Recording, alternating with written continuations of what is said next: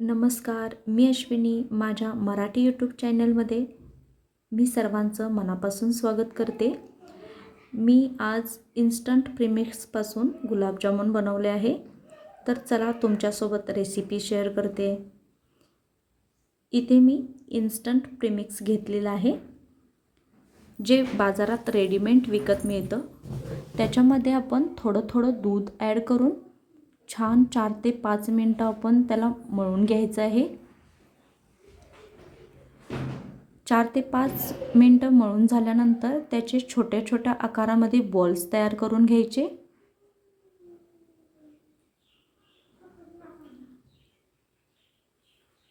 आपल्याला ज्याप्रमाणे साईज आवडेल त्याप्रमाणे त्याचे छोटे बॉल्स तयार करून घ्यायचे. आपण कढईमध्ये मी तेल गरम करत ठेवलेलं आहे. धीम्या आचेवर आपल्याला हे गुलाबजामुन तळून घ्यायचे आहेत.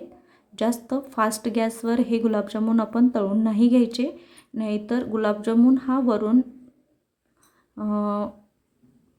पकला जातो, वरून शिजला जातो, तर आत तसाच कच्चा राहतो. त्याच्यामुळे पूर्ण मंद गॅसवरच आपल्याला हे गुलाबजामुन तळून घ्यायचे आहेत. आणि जो काटे चमचा असतो त्याच्या सहाय्याने आपण त्याला कंटिन्युअसली हलवत पूर्ण साईडने पूर्ण गोल आकाराने ते आपल्याला शिजवून घ्यायचं आहे, तेलामध्ये फ्राय करून घ्यायचं आहे. तर आपले गुलाबजामुन फ्राय करून झालेले आहेत. तर पाक बनवण्यासाठी मी इथे 1 वाटी साखर घेतलेली आहे. त्याच्यामध्ये मी 1.5 वाटी पाणी घातलेलं आहे. तर पाक आपल्याला साधारण 6 ते 7 मिनटं उकळून घ्यायचं आहे. त्याच्यामध्ये मी अर्धा चमचा इलायची पावडर घातलेली आहे टेस्टसाठी. इलायची पावडरमुळे स्वाद छान तयार होतो. तर पाक तयार झाला हे चेक करण्यासाठी आपण बोटाने असे चेक करू शकतो. जसे की थोडं चिकनाहट टाईप आला की पाक आपला झाला असं समजायचं. जास्त घट्ट पाक करायचा नाही. तर हा पाक थोडा मीडियम थंड झाल्यानंतर आपण त्याच्यामध्ये तळलेले गुलाबजामुन टाकून घ्यायचे आहेत.